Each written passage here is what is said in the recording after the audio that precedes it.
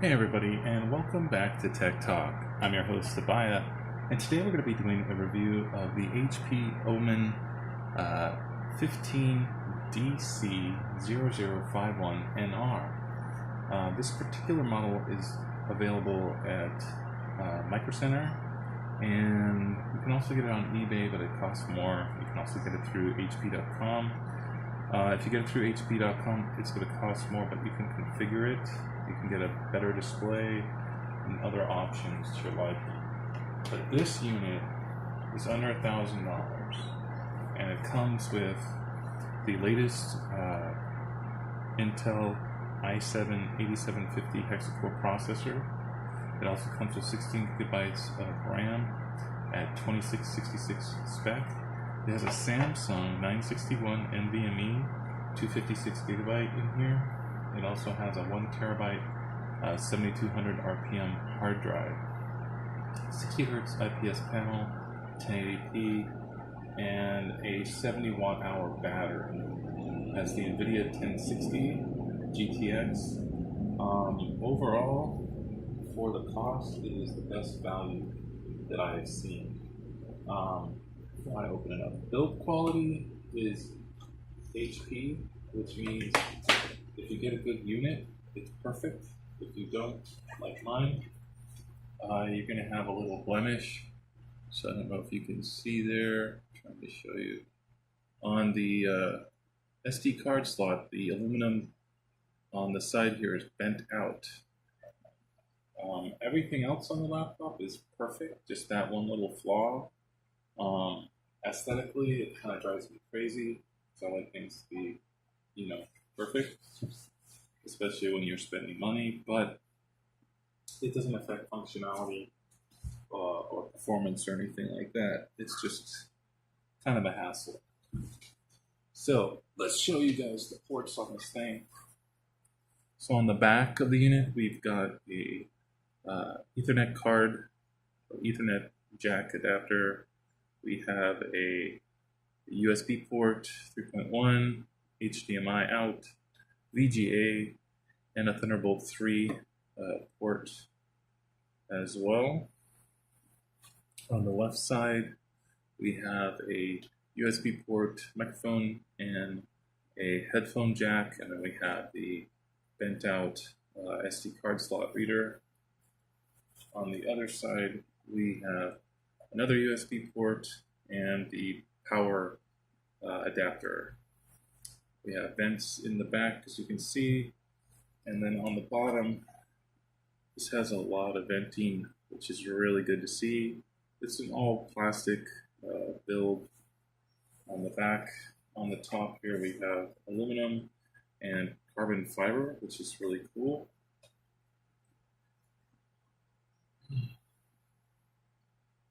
When we open it up, this has a plastic frame, but it is thin bezels, which is nice, and then the deck is aluminum.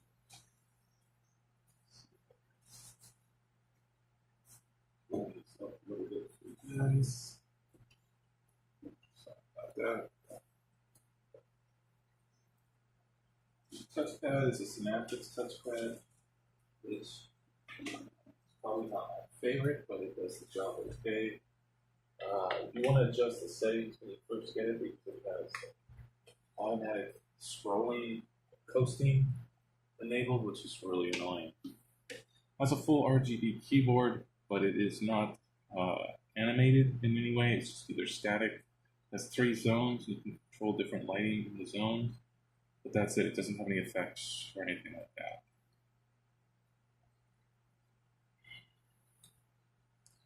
But the IPS panel on here, I don't see, there's just a little bit of IPS bleed, real minimal glow. It's one of the best IPS panels besides the Alienware that I've seen, especially at this price point.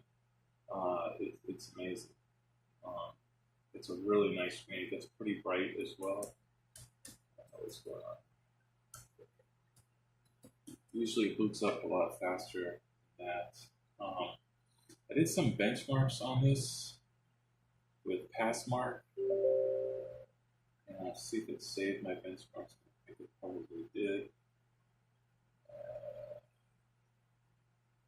Let's see here. Yeah. I did save the results. I did upload them. Anyway, results on the pass mark score was really high. It got into the 96th percentile on all of the scores. I also ran,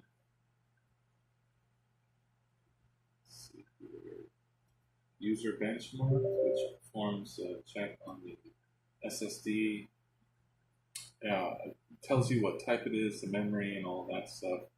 Again, really impressed with the components in this machine. A Samsung NVMe SSD, which, when you're talking about a inexpensive gaming laptop, usually they don't give you the fastest SSD out there. Especially not a Samsung. Toshiba, some brand I never heard of. I've even seen SATA 3. In fact, in the MSI gaming laptop with the 1070, they put a SATA 3 SSD in there. So, plus it has 2400 spec RAM. That's a $2,000 laptop. This thing costs half as much. It doesn't have the 1070, but it doesn't throttle either. It has a full 1060. Now, I haven't done stress test on this, which is what I'm going to do next. But so far, with all the benchmarks I've done, I've been really, really impressed. Geekbench 4 on this thing.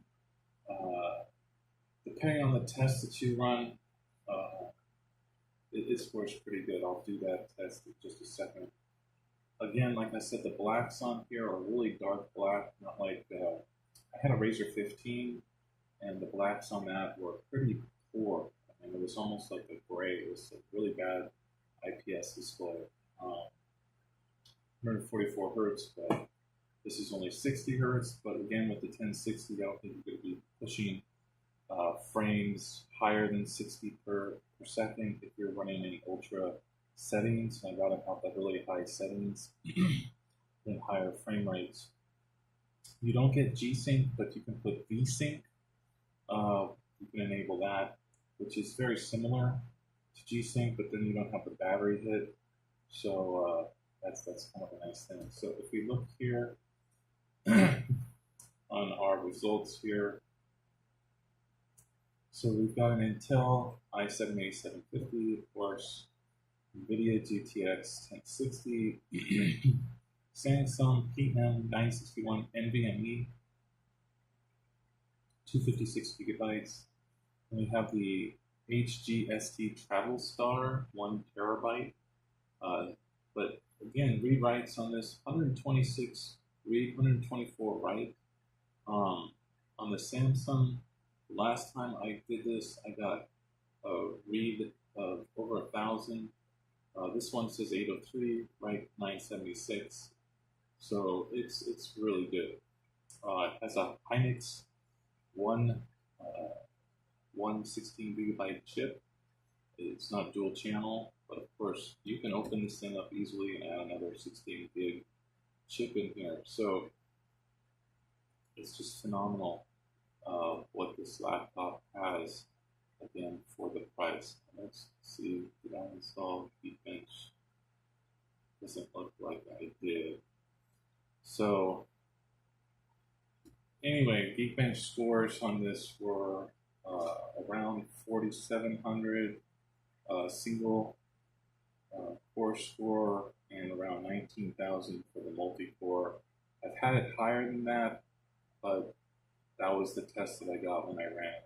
So as far as most of the things you could be doing with this laptop, it can handle pretty much everything without stuttering. The only thing I haven't done is thermals with stress testing it. But again, with the vents on here, I don't see that as an issue. The one thing that's a little bit kind of not so great is this Omen control center. As you can see here, You get your vitals, but they don't really tell you much. You know, I'd like to see per core, like Asus does a really good job uh, with their integrated software. You have a network booster, which you can prioritize uh, your settings, your apps, things like that. Lighting, this is what I'm talking about. You just get zone lighting, and you click on a zone, and then you get these colors, and that's basically it. It's static or off. There's nothing really else to it. And then again, with your performance control, you've got default, suitable for all types of tasks, and performance, suitable for gaming, may increase heat and noise levels. But it's not a granular control. I'd much rather have granular control, at least over the fans and things like that. You just don't get that option. So it's a very, very simplistic interface. I wish they would add more to it. But what I will say is it's stable. It doesn't crash. It doesn't cause problems. I had an Alienware 15R4, and the Alienware Control Center was horrible. It was glitchy. I had, you know, the light bars, the RGB light bars, they would be showing different colors than what I set when I reboot. Sometimes they wouldn't work. Different components like the alien head and stuff wouldn't work, or the keyboard was the wrong thing, or the whole system was just crashing every time I tried to set it. And there's no real easy fix to that. Once it upgrades the software, if you get an error, you have to go through a whole process to uninstall it cleanly, which is really ridiculous. So that was my experience with that. Just to show you the keyboard, it's fairly bright. It's not great, but it's fairly bright. And then the keypad, you have buttons here, right and left buttons, which is really nice. This deck is really solid. Not much flex unless you really press hard.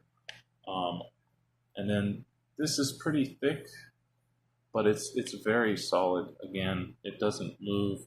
And if you have this completely closed, you can pick it up and open it easily without moving the laptop or anything, which I really like. So I've never been a big fan of HP. I had a Ryzen 5 HP, and it was okay, for minor things. But the bloatware on this thing is really bad. There's tons of bloatware on there. You gotta get rid of that. And then if you try to do a clean installation, you can't find the Omen Control Center software. You have an application that you can download from HP, but it doesn't install properly because it needs something else that's been wiped away. So that is really annoying, and the amount of, like I said, bloatware that was on here was incredible. Right now, I took most of it off, so the only HP programs are the HP audio switch, and literally that's the only one. Before that, it had, their software updater. It had this app program where it loaded all these apps, and there was 3 programs of each of those. It had Bonjour from Apple on there. I don't know why. It had McAfee on there. Just a whole bunch of crap. So beware, if you're buying HP, you're getting a good price, but you're paying for it through the software, just so that you know. But honestly, for the cost, this has been the best value laptop I've ever purchased. I actually bought 2 of these.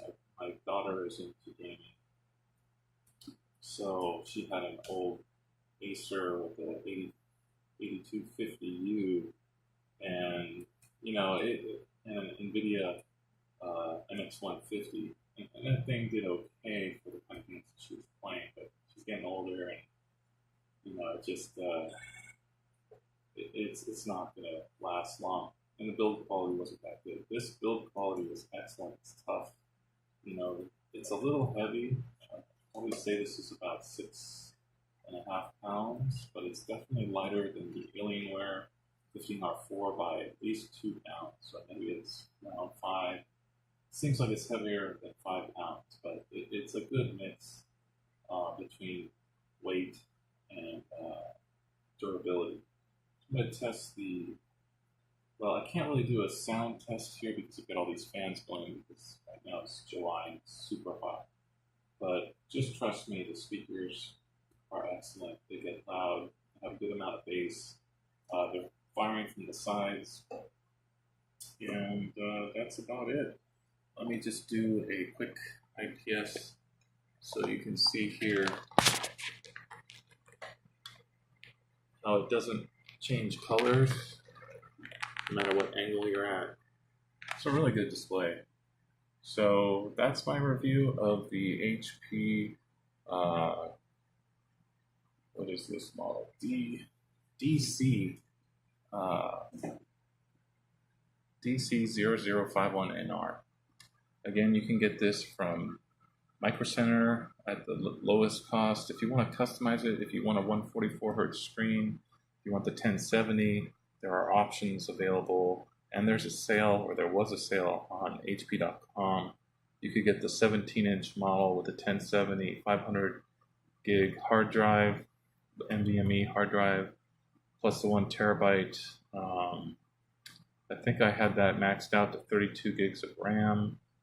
The 1070, the larger battery, which was like 80 watt hours, and that came up to around $2,000. Which again, for the cost, I haven't seen anything close to that. I didn't want a 17-inch 1080p screen, and other than that, I probably would have bought it. But for this price, this one is really good. I think it's probably one of the best deals that you can get.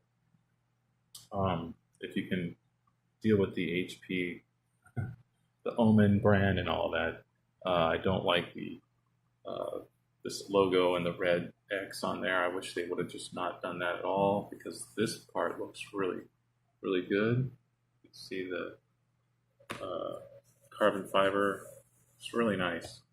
So anyway, hope you enjoyed this review. I'm going to be reviewing an Aorus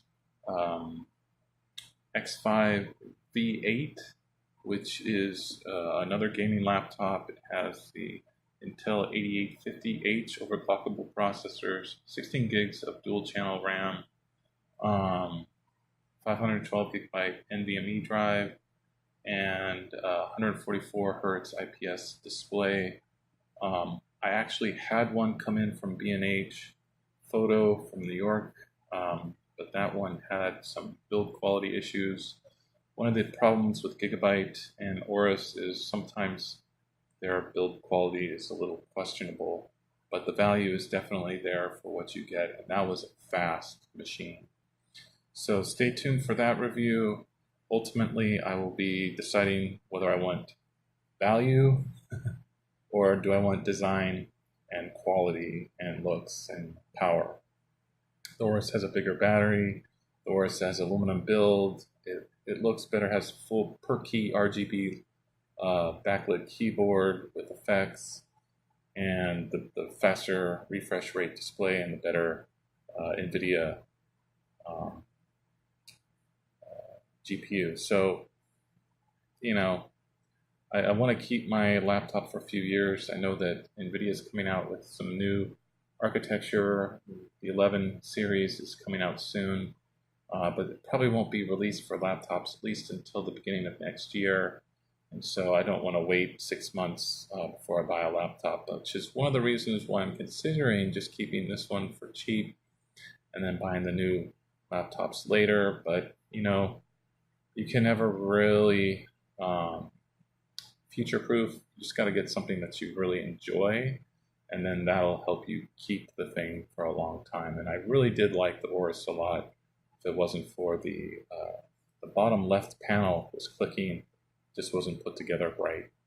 I tightened it with screws and still didn't change. So anyway, hope you guys enjoyed the review, and I will talk to you later. Thanks so much for watching. Again, this is Tech Talk with your host, Abaya, and this has been the HP Omen, available at Micro Center, and of course you can get it through other retailers as well, including HP.com. But if you want to get a deal, just wait for Micro Center to restock these guys, and you'll save some money. Thanks so much.